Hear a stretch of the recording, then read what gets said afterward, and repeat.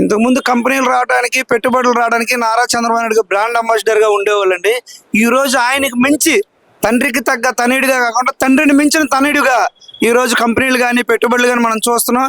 మామూలుగా చిన్న చిన్న కంపెనీలు కదా, హెమాహెమీలు అబ్బా ఇండియాకి రావడమే కష్టమైనటువంటి కంపెనీలు తీసుకొచ్చి ఈరోజు ఇక్కడికి తీసుకొచ్చారు. అలాగే విద్యాశాఖలో చాలా మార్పులు వచ్చినాయి.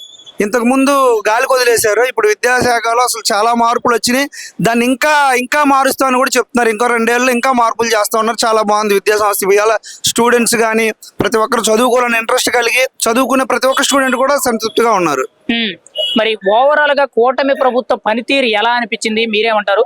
గత ప్రభుత్వానికి ఇప్పటికి తేడా ఏంటి? కూటమి ప్రభుత్వం ఇప్పుడు చాలా బాగుందండి. గత ప్రభుత్వానికి ఇప్పుడు అంటే గత ప్రభుత్వంలో అరాచకాలు, విధ్వంసాలు, ఏదన్నా అడిగే హక్కు కూడా లేదు ప్రజలకు. మనం ఓటేసాం కదా అడగడానికి లేదు, అడిగితే మన మీద కేసులు. ఇప్పుడు అలా లేదు, వాళ్ళు బాగానే చేస్తున్నారు. ఇంకేదన్నా మనకు కావాలన్నా అడిగే స్వేచ్ఛ ఉంది. అడిగితే దాన్ని అలా ఆచరిస్తారా, ఇలా అడుగుతున్నారా ప్రజలు, దీన్ని ఇలా చేయాలని. ఇంతకు ముందు ప్రభుత్వం అలాగే మనం అడిగితే మనం కొట్టేవాళ్ళు, కేసులు పెట్టేవాళ్ళు.